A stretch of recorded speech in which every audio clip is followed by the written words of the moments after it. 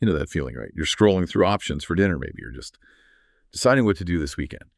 And there's this quiet certainty almost that the choice you make is, well, yours. It doesn't feel like it's predetermined or forced on you. It really feels like it's genuinely up to you. And that sense of authorship over our own actions, it just feels, well, fundamental to being human. Wouldn't you say? Welcome to the deep dives. This is where we take those kinds of powerful everyday feelings, those intuitions, and really peel back the layers. Today, we're diving into one of philosophy's really enduring puzzles. It's perplexing, foundational even, the question of free will. Are we genuinely the captains of our own ship? Are we steering our lives with real intention? Or is that powerful feeling of choice, that sense of up-to-usness, is it ultimately just a grand illusion? So our mission for this deep dive is to take a journey, really, through the history of this whole debate. We want to unravel the core arguments, both for and against free will. We're going to explore why it keeps being called one of philosophy's, oldest and hardest problems. And maybe most importantly, we'll try to unpack what accepting or rejecting free will actually means for our lives, our sense of who we are, even for things like morality and law. We're drawing our insights today from a really accessible, very short introduction to free will. It's a text that does a great job navigating these complex ideas without getting too bogged down in jargon. This isn't just some abstract academic thing. It's really about understanding how we see ourselves, how we understand our own agency in the world. It really is fundamental, isn't it? It touches on, well, everything. Our personal hopes, how we structure society, that intuitive sense you mentioned, that control over our present actions, our future actions, the idea that they're uniquely up to us. Such a universal human experience is like this constant quiet thread running through our daily thoughts. Often we don't even notice it until we, stop and think about it. Exactly. And I mean, it seems pretty clear that some things are just outside our control, right? We don't choose when we're born, or the laws of physics, we don't even choose our original eye color. And a lot of our feelings, our desires, they just seem to wash over us. We don't consciously decide to feel happy or sad or angry. They just happen to us in a sense. Right. But then there's this other whole category, deliberately picking up a book you want to read, deciding maybe to take a different route home, or even making huge life changes like a career shift. Those absolutely feel different. They feel like deliberate, self-directed choices. And that's the key, isn't it? This sense of actively directing our lives, this up-to-usness that the source really emphasizes. That's precisely what seems to give life so much value. It lets us see our existence as our own achievement or failure, something we actively direct and make. If our actions were just dictated, by external forces or some internal compulsion we couldn't control, if we were just puppets, the whole idea of a life well lived, a life that's truly ours, it would lose so much meaning, wouldn't it? We wouldn't be authors, just characters following a script. But this is exactly where the philosophy kicks in, isn't it? That's the spark. We have this incredibly deep feeling, this almost overwhelming intuition that we're in charge. Yet the question won't go away. But are we really in charge of our actions? That's the core of it. The philosophical knot, the free will problem, it feels so basic, but it's just incredibly complex. The disagreements about what control even means, why it matters, it's just kept it as this enduring puzzle. And what's really fascinating when you dig into the history is how the language itself, the words freedom and will, have their own story within this debate. Take someone like Aristotle, the ancient Greek philosopher. In his Ethics, he talked a lot about our control over actions. He used the phrase ephemen, which translates literally as up to us. But, and this is really interesting, he didn't typically use the word eleutheria. That was the Greek word for political freedom, for liberty in the state. Ah, okay, that's a really significant point. So back then, personal control wasn't automatically lumped in with political freedom. They used different words. Exactly. It seems the concept of individual action control was initially seen as distinct from political status. It was only later, in the period after Aristotle, that other Greek philosophers started using eleutheria more broadly. They began applying it to an individual's control over their own actions, separate from their political context. And that's how we eventually get the idea of a free ager, someone with this internal capacity to act differently regardless of whether they live in a free state or not. The source points out this linguistic shift really draws attention to a kind of natural analogy between these two types of freedom. Okay, so we have political liberty on one side. That's about our relationship with the state, laws not being coerced by the government, and then action control on the other, our own internal ability to choose, to direct what we do. They're different things, but the source says the analogy is powerful. How so? Well, think about it this way. someone could be completely in control of their actions, a truly free agent, even if they were totally isolated on a desert island. Political liberty wouldn't even be relevant in that situation, right? There's no state. But they could still deliberate, decide to build a shelter, choose to hunt or gather food. They're exercising their action control. So freedom of action is seen as this inherent capacity, not just a relationship to others or the state. I see. So the analogy isn't saying they're identical, but that they share this core idea of independence, self-direction. Exactly that. And what's fascinating here, as the source explores, is the deeper significance. Having this control over our actions gives us a certain independence within nature, something that, say, rocks or even simple animals don't possess. We're not just passively pushed around by nature's laws. We sort of stand within the universe like citizens in a free state. Nature, in a way, grants us this measure of liberty. This was quite influential for thinkers like the Stoics, who saw nature itself as a kind of rational system. And maybe even more crucially, the value we place on political liberty today, self-government, autonomy, seems to depend on us already believing we have individual action control. I mean, if you didn't think you could direct your own personal life, why would you care if the state let you? It would feel kind of empty, wouldn't it? That really does draw a powerful connection. It suggests our political ideals might actually grow out of this fundamental belief in our own individual agency. Okay, now let's look at the other key word, will. Because obviously that's half of free will. How does philosophy tend to define the will? Well, a central philosophical use of will points to it as this vital psychological capacity we have for, well, decision-making, for choice. It's our ability to first decide what we're going to do, to form an intention before we actually go ahead and do it. You know, when we say things like, it's my decision, or it's up to me what I do, we're intuitively connecting our control over our actions directly to this ability to make choices. The will is like the engine driving our intentions. So if I'm walking along and I decide to turn left instead of right, my freedom isn't just about my legs working, it's about the decision to turn left that came first. Potentially, yes. That's certainly a major line of argument, especially historically. The idea is that our freedom of action might really depend on a specific freedom of decision-making, what we call freedom of will. Maybe it's only up to us how we act because it's up to us which decisions we make. And that was a very common view for centuries. However, the source highlights a really big shift, starting around the 17th century, especially in English language philosophy. Many thinkers started to deny this direct link. They try to argue that freedom of action is separate from freedom of will, and that led to this deep disagreement about what human action even is. Okay, let's unpack that a bit more because that distinction feels really important. We're talking about freedom of action specifically. So this isn't about passive things like just wanting something or feeling a certain way. Those just seem to sort of happen to us. We don't act to want or feel, do we? No, exactly. Wants, desires, feelings, they aren't actions themselves. They're more like passive states we find ourselves in. We don't directly control them in the same immediate way we seem to control our deliberate actions. Like, I can't just decide to stop feeling anxious right now or suddenly will myself to crave salad instead of cake. It doesn't work like that. But we can influence those feelings indirectly, right? Through our actions. Like if I want to feel less stressed, I can choose to go for a walk or meditate. The action influences the feeling. That's precisely it. Our direct control over actions gives us a lot of indirect control over their consequences, and that absolutely includes influencing our passive states like feelings or desires. But the fundamental freedom, the source of that influence, seems to stem from the deliberate action itself. It's always exercised through what we consciously do or consciously choose not to do. So the connection is really tight. To understand freedom, we absolutely have to understand the nature of human action. That's the medium, the vehicle for freedom. And this brings us neatly back to that historical perspective, particularly the medieval view. From late antiquity right through the Middle Ages, philosophers generally saw freedom of action as basically the same thing as freedom of will. For them, all freedom was really a characteristic of decision, of choice. They thought we had immediate control over our decisions, and every other action was controlled via those decisions. Freedom was tied to action because deciding was the immediate form of human action. To act freely was, fundamentally, to exercise a free will. So that will-based theory of action held sway for a very long time. But then, like you said, modern philosophy, especially in the English-speaking world, kind of backed away from it, tried to detach action from the will. Why did they think it was a mistake? Yes, many modern thinkers did see it as a mistake, and it was a really significant shift.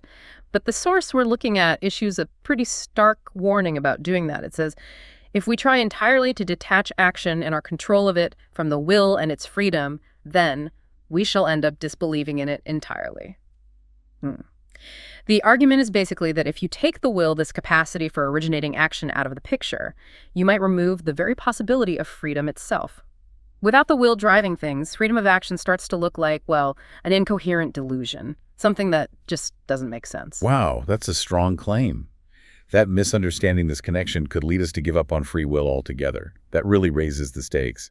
And beyond all the philosophical knots, there's this really personal moral dimension to the whole thing. Our actions just feel like they carry a special kind of moral weight, don't they? Absolutely. And this is where the focus really sharpens onto action itself. We instinctively believe in moral responsibility. We think people should be held accountable for how they act, for what they do and what they fail to do. You know, if you deliberately say something cruel to hurt someone, you're considered blameworthy. Others blame you, maybe you feel guilty yourself. And that blame, that responsibility, it applies specifically to what we do, right? Not just things that happen to us. Like if I suddenly feel a flash of anger, but I don't act on it, I don't think I'd feel morally guilty for the feeling itself. Maybe I'd regret it, but it's not the same as if I deliberately acted on it. Precisely. Morality seems to set standards for our conduct, for our actions, and those standards only really make sense if they apply to what we do, not just what washes over us. And connecting this to the bigger picture, blame seems to target the agent himself for something he determined for himself. It's about self-determination. Common sense, as the source says, just points to freedom. It is directly up to us how we act, but not what feelings we have or what desires come over us. Our whole legal system is built on this too, isn't it? Punishment assumes blame, and blame assumes some level of control over the action. But what about those tricky cases? Like the example of kleptomania. Someone feels this compulsive urge to steal, and they act on it, they take the item. Yet we might hesitate to say they're fully morally responsible because the desire feels so overpowering, like it removes their freedom not to steal. It's an action, but maybe not a free one. That's a really good illustration. The source uses it to show that, yeah, common sense recognizes that not all movements we make are fully controlled actions in the morally relevant sense. If a compulsion truly removes the freedom to do otherwise, then even if it looks like an action, it might not be one we're responsible for in the usual way. This just underlines the intuition. For moral responsibility, the action needs to be free. But, as the source notes, this intuitive view is actually very controversial in modern philosophy, precisely because freedom itself is so puzzling. Many philosophers, finding freedom problematic, have tried to build theories of morality without relying on it. They look for other grounds for responsibility. So some try to find something else about action besides freedom to base responsibility on. But then you have thinkers like David Hume who went even further, right? Yeah. He questioned whether action even has this special moral significance at all. That's right. Hume had this quite radical view. She argued morality isn't primarily about actions. For him, actions were more like symptoms, the outward signs of what really mattered morally. Our character, our underlying desires, our emotions, those passive states that cause us to act. So morality for Hume was about being a virtuous person, having good character traits. Right actions would then just naturally flow from that good character. The focus shifts from the act to the person's disposition. Okay, so that really brings up a central question for our deep dive. Can we actually make sense of morality and responsibility without appealing to freedom? The source we're looking at argues quite strongly no. It maintains that action does have a unique moral importance. Our responsibility for actions needs an explanation, and that explanation, it insists, can only be freedom. When we understand the role of the will, that capacity for free decision, we see why other explanations fall short. So putting the will back at the center of the free will problem means putting freedom back at the center of our moral understanding. Okay, so we've kind of established what we mean by free will here and why it seems to matter so much, especially morally. But now we really have to confront the big challenges. Why do so many people, philosophers, and maybe just regular thinkers, doubt it? What are the major threats to this idea of freedom? Well, one of the biggest and perhaps the most intuitive challenge for many of us is the idea of causal determinism.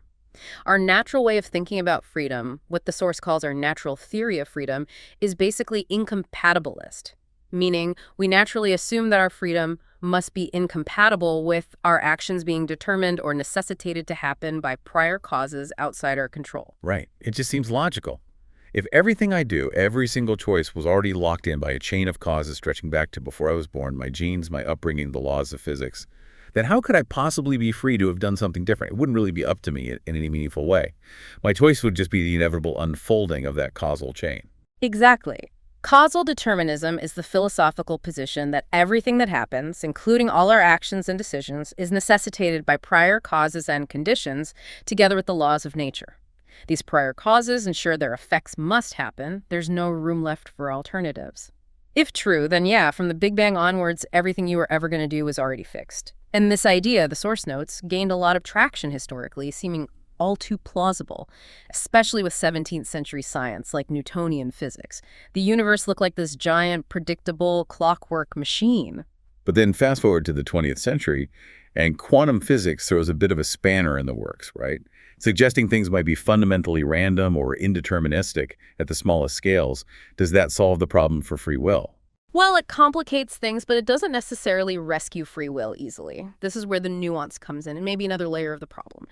Quantum mechanics suggests indeterminism at the subatomic level, sure, particles behaving unpredictably. But it's not at all clear that this microscopic randomness directly translates up to the level of macroscopic events, like, a human deciding to raise their hand. Our actions happen at a much larger scale. Tiny quantum fluctuations might just cancel out or not be relevant to whether you choose coffee or tea. So it's argued that big events might still be largely predetermined, even if the micro level isn't. Human actions could still be effectively fixed. However, and this is really important, the source emphasizes that no one has actually shown that determinism holds at the level of human action. It's still more like a guess or speculation, not a proven scientific fact that governs everything we do. So determinism is a powerful threat, if true, but it's not currently a proven obstacle. Okay, so if determinism isn't proven, and maybe our actions aren't determined, then we're free, right? Problem solved. But then we slam into the second big threat, which is maybe even more worrying in some ways. Because if our actions aren't determined, the alternative seems to be just chance, randomness. It feels like we're caught. That's exactly the dilemma. That's what pushes many towards skepticism.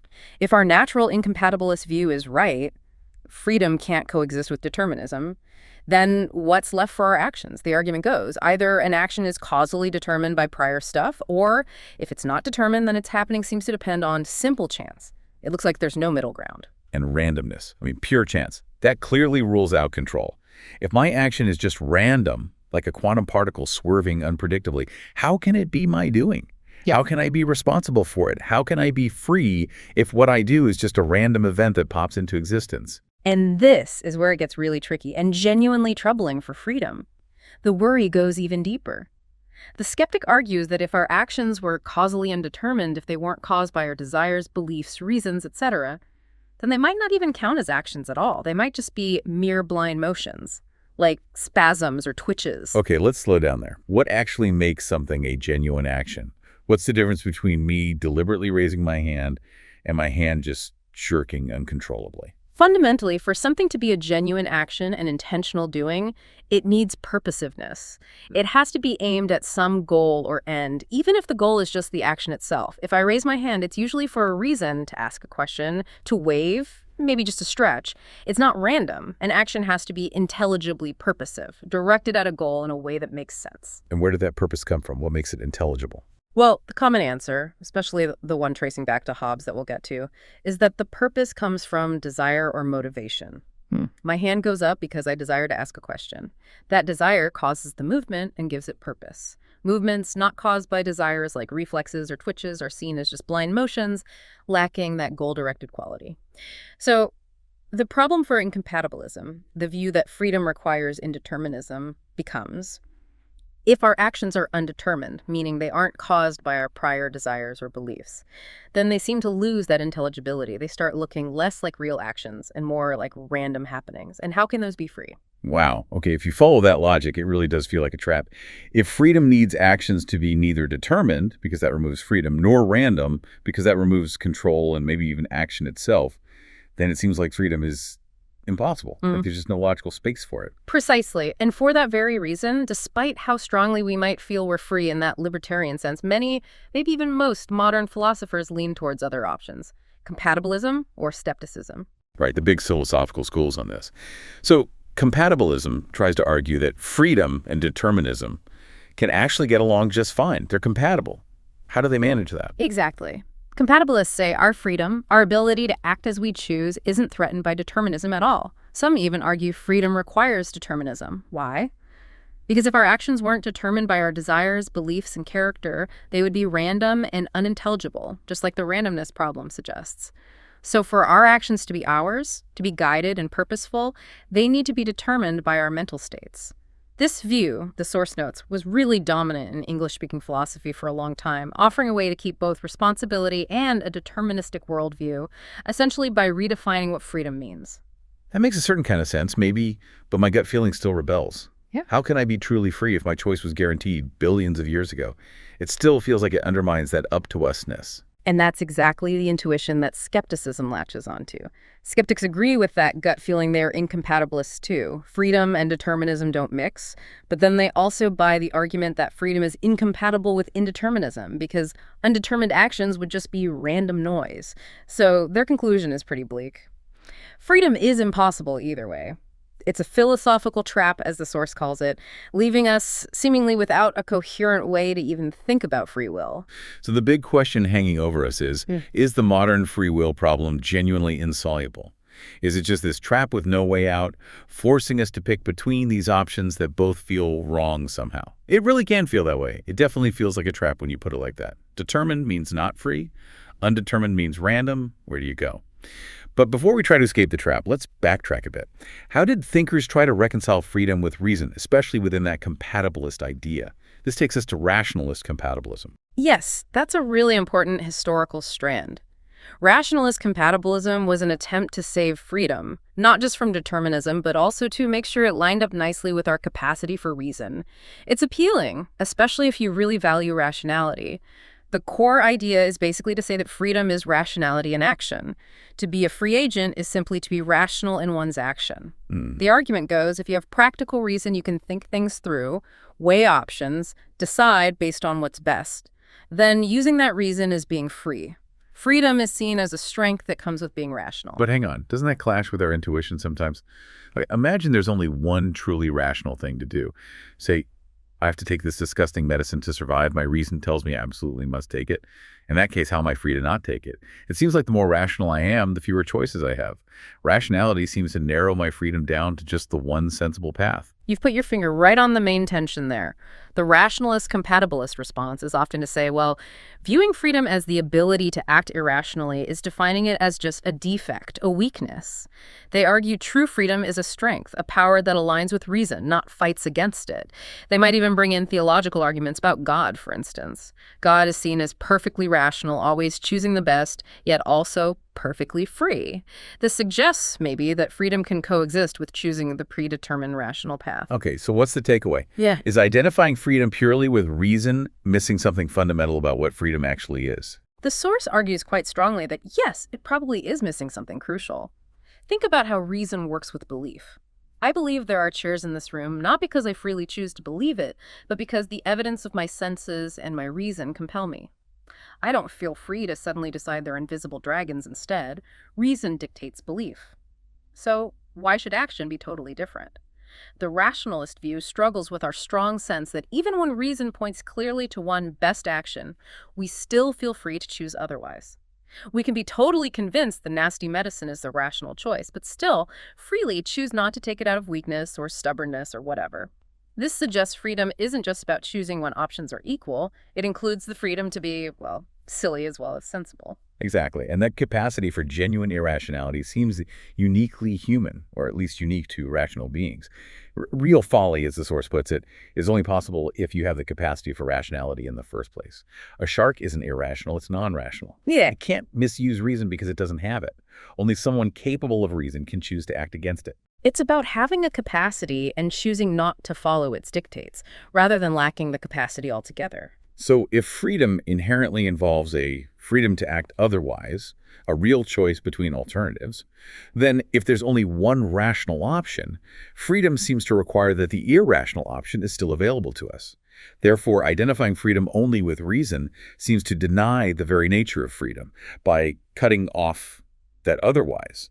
It's like it's changing the subject, talking about rationality instead of genuine two-way choice. That's a really key point. If freedom always means real alternatives are open, then a view saying you're only free when you must choose the rational path seems to eliminate the alternatives. It changes freedom into just following reason. Okay, this leads us into another really pivotal figure in this whole story, Thomas Hobbes. He really shook things up in the 17th century, changing how people thought about action, the will, and freedom itself. He kind of set the stage for the modern debate we're still having. Absolutely. Hobbes brought about a truly radical shift. He fundamentally downgraded the will from its traditional high status. Remember, the older medieval view saw the human will as this unique, rational power, partly setting us apart from animals. Human action was seen as exercising this special free will. But Hobbes had a much more sort of mechanistic picture of humans, didn't he? He certainly did. For Hobbes, humans are just complex parts of material nature, operating within a larger material deterministic system. Everything is just matter in motion, governed by cause and effect. He saw the differences between humans and animals as just differences in degree, not differences of kind. He rejected the idea that humans had fundamentally different mental faculties. So the will, for Hobbes, wasn't some special rational soul part. It was just a basic appetitive capacity, basically. The strongest desire or aversion winning out at any given moment, something both humans and animals have. So deciding to do something wasn't a free act of a rational will for Hobbes. It was more automatic. Pretty much. To decide or form an intention, in Hobbes's view, is no more than to be overcome by a very strong desire. A desire strong enough to actually tip you into action. This means the decision itself isn't free or self-determined. It's just a passive outcome of whichever desire happens to be strongest. Hobbes famously said something like, "I acknowledge this liberty, that I can do if I will, but to say I can will if I will, I take to be an absurd speech." He meant you can't just choose what to will or choose which desire will be strongest. Decisions need reasons for the action, not for the decision itself. You can't just decide to want something strongly. Okay. So maybe you can voluntarily decide to think about a choice, to deliberate, but the actual decision that pops out at the end, the intention you form, that isn't itself a voluntary act. You don't choose the decision, it just happens. That's the idea. The process of deliberating, of making up one's mind, can be voluntary. You can choose to spend time thinking. But the specific decision you land on, the outcome of that deliberation, isn't something you choose to choose. It arises from the mix of options, desires, beliefs. And the huge consequence of this is, if decisions themselves aren't voluntary acts, then they can't be deliberate actions in their own right. And if they're not actions, then there can no longer be any freedom of will. For Hobbes, an action is simply what is done voluntarily, meaning it's an effect of those passive desires, a movement that isn't blocked. So if decisions are just the strongest desire winning, and desires themselves are passive things that happen to us, then freedom for Hobbes becomes a really thin concept. It's just not being physically stopped from doing what you were already determined to desire. Exactly. Hobbesian freedom is unobstructed will, which really means unobstructed desire.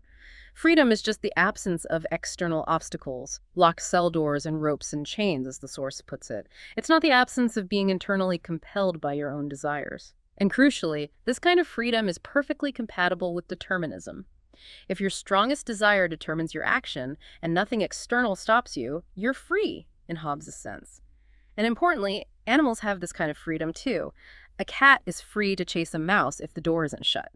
Hobbes really does invent the modern free will problem by shifting it away from older theological ideas and into this naturalistic framework, viewing humans as complex machines in a determined world. Okay, let's pause on that, because Hobbes' view just feels so counterintuitive, doesn't it? It seems radically different from how we normally think about freedom. It really is. It's a stark contrast. While his framework was powerful and influential for many philosophers, our everyday understanding, our common sense, is pretty firmly opposed to Hobbes. He reduces freedom to just a capacity to act as we want, and for most of us, that feels like it's missing almost everything important. Yeah, the classic counterexample is the addict, right? A drug addict isn't usually locked up or physically restrained. They want the drug, and they act on that desire without external barriers. But we wouldn't normally say they're acting freely, would we? They seem to lack the freedom not to take the drug. Their will feels compelled even if their body isn't chained up. Precisely. The addict acts on their strongest desire, yes, but that desire feels like a compulsion, an overpowering force, not a source of genuine freedom. This really highlights how common sense sees freedom as much more than just doing what you want. Our intuition links freedom of action to freedom of decision, freedom of will, something the addict seems to lack. For common sense, desires can often feel like passive things that happen to us, not always things that we freely endorse or control. So Hobbes's very spare view, just matter, cause and effect, actions as desires pushing us, it leaves no room for our ordinary libertarian conception of freedom. It seems to misunderstand agency. So moving forward from Hobbes, you get philosophers like Immanuel Kant in the 18th century trying to grapple with this picture. It seems Kant kind of accepted the Hobbesian deterministic view of the world as we experience it, right? The world of science. Yes, broadly speaking. Kant viewed the phenomenal world, the world as it appears to us through our senses and understanding, as operating according to causal laws, much like Hobbes described. Actions within that world often seem driven by desires and inclinations. But, and this is the crucial Kantian move, he didn't think that was the whole story. What's fascinating here is Kant still deeply believed in genuine libertarian freedom, freedom of the will. But he famously argued that this true freedom exists outside our empirical experience in what he called the noumenal realm, the world as it is in itself, beyond our senses. So freedom, for Kant, became something we can't scientifically prove or directly experience. Yeah. It's something we have to sort of postulate or believe in, maybe for moral reasons, but it's fundamentally unknowable to our senses. That feels like a major concession. It was a huge move, essentially separating the world of science, determinism, from the world of morality, freedom. Freedom became a feature of reality we could think about, and perhaps had to assume for ethics, but couldn't directly observe or investigate empirically. And this definitely raises the question, is that surrendering too much? Does it make free will into a kind of article of faith? What if, as the source suggests, we actually do have a more direct experience of making free decisions, an experience that Kant's framework maybe didn't fully capture? That's a really provocative thought. What if our everyday feeling of choosing isn't just an illusion covering deterministic clockwork, but actually gives us real information about our freedom? This brings us to how we might actually push back against these skeptical challenges and try to reclaim a robust sense of freedom. Exactly. And a really crucial first move in pushing back, especially against the Hobbesian legacy, is to re-examine that core claim, that because decisions aren't voluntary, they therefore can't be free. Right. Hobbes's logic was, you can't choose to make a specific decision, so it's not voluntary. If it's not voluntary, it can't be free. But does our common sense really equate free with voluntary in that way? Don't we distinguish between something being voluntary and something being up to us? We absolutely seem to. Common sense actually agrees with Hobbes on one point. Decisions themselves don't feel voluntary in the way lifting my arm does. I can't just decide to decide something any more than I can decide to believe something just because I want to. Decisions seem to arise from reasons, from deliberation. But, and this is the crucial disagreement, common sense still firmly believes that making decisions is free. It feels genuinely up to us which decision we arrive at. We feel we could have decided differently. So what we decide feels within our control, even if the mental act of deciding isn't voluntary in the same way a physical action is. This, the source argues, is a fundamental common sense distinction that Hobbes overlooked. Things can be genuinely up to us without being voluntary actions themselves. And that distinction, that freedom isn't necessarily the same as voluntariness, that has massive implications for morality, doesn't it? Huge. It's absolutely central. Morality holds us responsible for our actions because we see them as self-determined. Now, some philosophers, like John Calvin or more recently Harry Frankfurt, tried to base moral responsibility purely on voluntariness, just on doing what we ourselves want to decide. Calvin, for instance, argued that even if God predetermined us to sin, we still sinned voluntarily because we wanted to. We weren't externally forced. Our desires led us to it. But there's a really clear reason why common sense just can't accept voluntariness as the whole story for responsibility. Why it needs something more, like freedom. It comes down to this. We don't just hold people responsible for their voluntary outward actions. We hold them responsible for their decisions and intentions themselves. Think about Fred in the source's example. He decides to act selfishly, only caring about his own good, even if his actions accidentally help someone else. We blame Fred for his selfish decision, his intention, his disposition of will. Exactly. And that's key because, as we just discussed, decisions and intentions aren't voluntary in the Hobbesian sense. You don't choose to decide to be selfish. That decision reflects your character, your reasons. So if we're going to hold people responsible for these core things, their decisions, their intentions, that responsibility can't just be based on voluntariness. It needs something deeper. The source argues that the will is a capacity for action itself, not just a cause. What we decide is itself our own intentional doing. It's an act we perform, an act of self-determination. So the self-determination that grounds moral responsibility really must instead be freedom. It's that direct control over the formation of our intentions, over our decisions, not just over the voluntary movements that follow that makes us accountable. This feels like a crucial step away from Hobbes. And having made that step, we can now go back and tackle skepticism's deepest challenges to libertarian freedom with perhaps a clearer view. Remember, libertarianism is the view that says, 1, freedom is incompatible with determinism, and 2, we actually have this freedom. We are the ultimate determinants of our actions. And the skeptics hit back with those two big problems. The randomness problem. If it's not determined, it's just random chance. And the exercise problem. Undetermined events can't even be proper actions. Right. The randomness problem says, determined or random, those are the only options. If it's random chance, there's no control, so no freedom. But the source asks, why must we accept only those two options? Why rule out a third possibility from the start? The possibility that an event can be causally undetermined but still controlled through the exercise of our freedom. The underlying assumption causing the trouble here might be that freedom has to be a type of causal power. If control always equals causation, then yeah, no control means randomness. But what if freedom isn't a cause in that ordinary sense? Which leads right into the exercise problem. Even if it's not random, how could this libertarian freedom be exercised through something we recognize as a genuine, purposeful action? Skeptics say undetermined decisions would just be blind, undirected motion, not real actions. And the source argues the root of this problem is that very Hobbesian theory of action we talked about. If you define action as necessarily being an effect of prior desires, then yeah, an undetermined action, one not caused by desires, lacks the very thing that supposedly makes it an action. So, undetermined events fall out of the category of action altogether, becoming mere random movements. So the way Hobbes defined action actually makes libertarian freedom impossible by definition. That seems absurd. If freedom is supposed to be exercised through action, it's like saying vision is threatened by the existence of eyes. It's a real conceptual bind. Even if you soften it and say desires are just probabilistic causes, influencing but not determining, the core tension remains. If having more of what makes something an action, like causal influence from desire, means having less freedom, then freedom and action seem inherently opposed on this view. We desperately need a different way to understand action, especially decision-making, so that it can be genuine and purposeful without needing to be causally determined by prior desires. Okay, let's unpack this potential solution to the exercise problem then. We need an alternative theory of action, one that boots out Hobbes's view, a theory that allows actions, especially decisions, to be uncaused by prior states, but still be genuinely purposeful things that we do. That's the goal. We need to show how a decision can be an action in itself, something we perform, even if no prior desire or belief strictly necessitated it. So let me try to walk through an example, maybe like the source suggests. Imagine I'm out for a walk, just enjoying the day. I stop, sit down by a river for a while. And then, seemingly out of the blue, with no specific prior urge or thought really pushing me, I just decide to get up and continue walking. That decision feels like my doing. It feels like an action I initiated, even if I can't point to a specific desire that caused it right before. It just feels like I made the choice right then.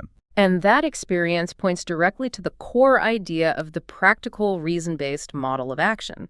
It argues that decisions are inherently purposive actions. The crucial insight is that the purpose of your decision to walk isn't generated by some prior passive desire causing the decision. Instead, the purpose comes from the decision's own nature, from what the decision is a decision to do. The goal of deciding to walk is to make walking happen. The decision itself is the act of setting that goal, that course of action. Okay, so if I'm following this, the model says intentional action, especially deciding, is an exercise of our rationality, our ability to act for reasons, not just to passive affect desires. A decision to walk is an action because it's a distinctively practical use of reason. Yes. And we can even distinguish the rationality involved here. A decision is rational if the action it aims at is desirable or good, and if the decision itself is likely to bring about that action. Compare that to a passive desire, like, say, wanting my team to win.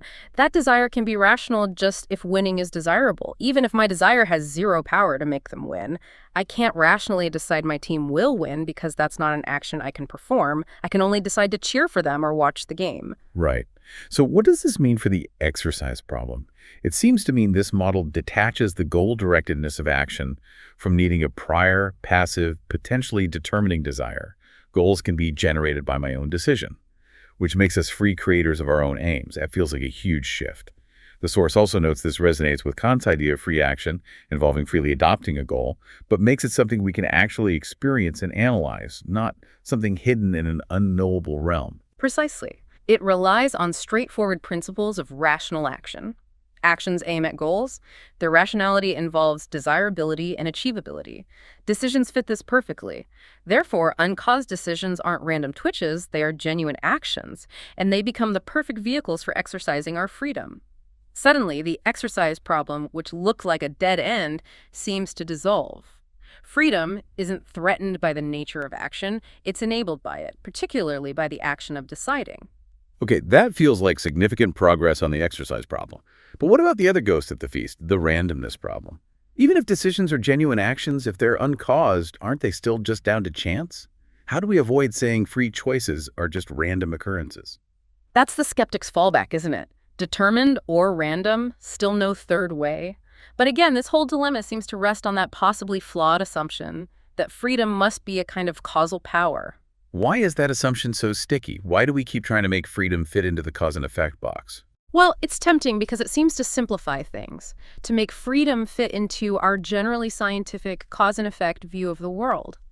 If freedom is just a special way an agent causes their actions, then it seems less mysterious.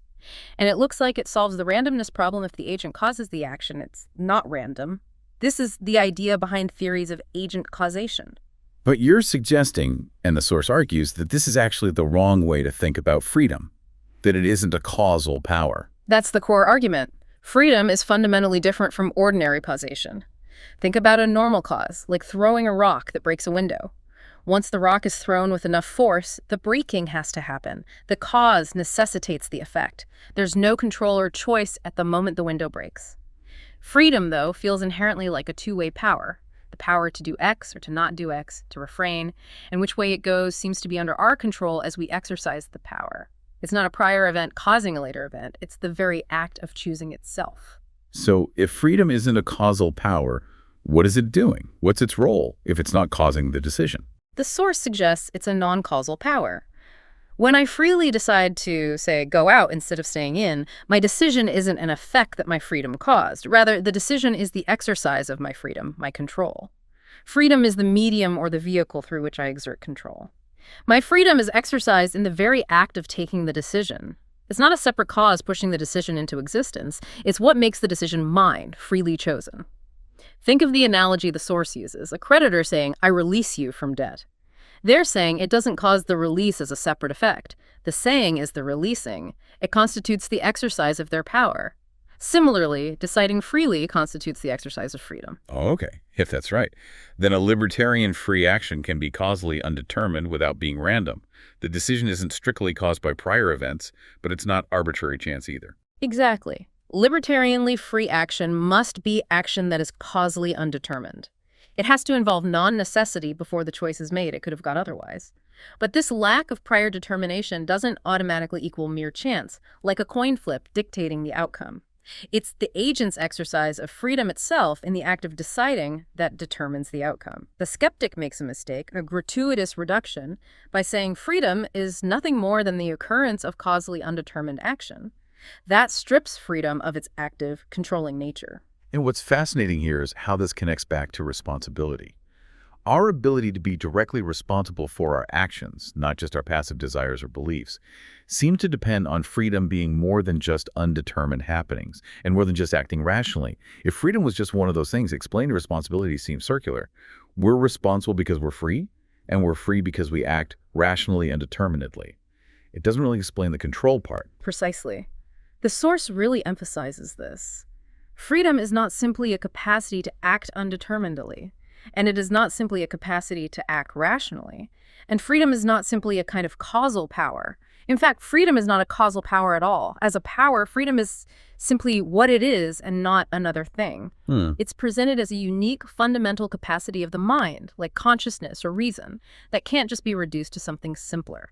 So when you lay it all out like that, the skeptical case against libertarian freedom, which seems so logically tight at first, actually looks far less formidable than it initially appeared. Yeah. It seems profoundly question-begging because it starts with assumptions like only determined or random exist or freedom must be a cause that already rule out the very possibility it's examining.